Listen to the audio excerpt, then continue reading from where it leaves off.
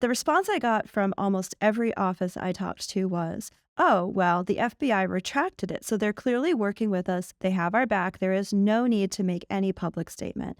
What would you say to Catholic leaders who feel like, oh, well, it's all right. We don't need to do this. They're working on it. They're wrong. That's wrong. I've had You're that's wrong. simple. Yeah. Yeah, it's very simple. You are incorrect. Your Mhm. attitude is incorrect, and you are not appropriately assessing the threat that exists in front of us.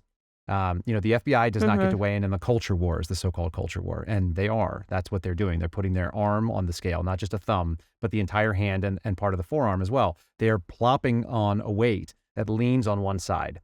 And the reason you can easily know this, and I'm happy to provide sources for people that are in a bishop's office, I will give you access to people who are Catholics in the FBI who have called me and they are furious about this product because they also know what it means.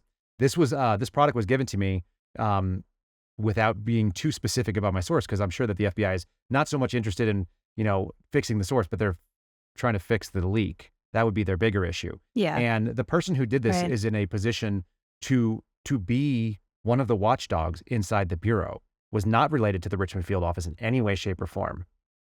And he or she was highly concerned about this and is also not a Catholic.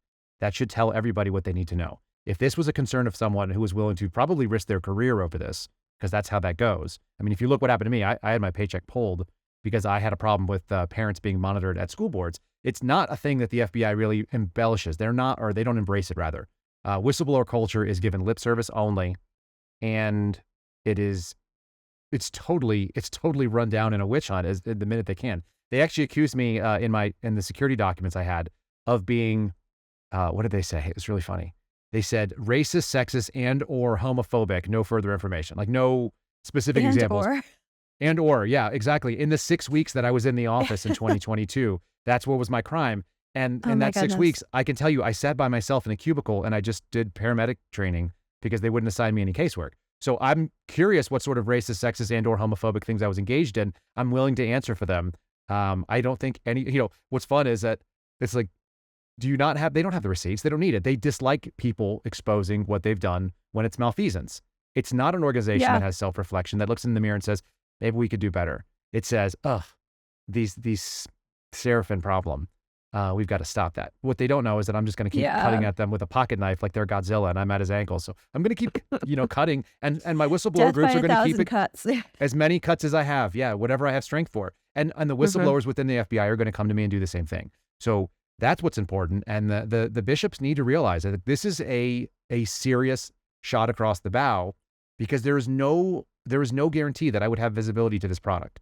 In fact, it's totally accidental. This was, I would say it's God's plan in many ways, in the same way that I'm connected to people that know to bring things to me so I can get them to Congress. And Jim Jordan's committee got this right away. They got it a couple of days after it showed up. I verified that it was a legitimate document, which doesn't take a lot of work from my end. And then it's on and on to Congress. So, they should take this very seriously. Right. It's I'm feeling even more serious than when I began this conversation, just listening to you. So Here's the thing. We can still be lighthearted people. And we live in this world. You can't live in fear, right? There's no reason to live in fear, but you should be aware. And the awareness is that there are a lot of bad things that are working against, I would say, Americans in general. Like the majority of this country is Christian in some denomination. And this is a big problem because we're not on board necessarily with the two agendas that are being pushed. Like I said, the two most obvious ones they try to line it up under anti-Semitism. It's like, I don't know if you saw that, but that was literally what they said. Yes. They said members of the radical traditionalist Catholics who reject Vatican II, right? In this note, they say there is a disdain for most of the popes since Vatican II, and a frequent adherence. This is a real bold claim. A frequent adherence to anti-Semitic, anti-immigrant, anti-LGBTQ, and white supremacist ideology. Give me a break. I don't know a single white supremacist Catholic. I've never met one. I've been a Catholic for 41 years. Like, come on, help me out here. In fact, the Klan used to hang Catholics. Right. We were a target of white supremacists. Correct.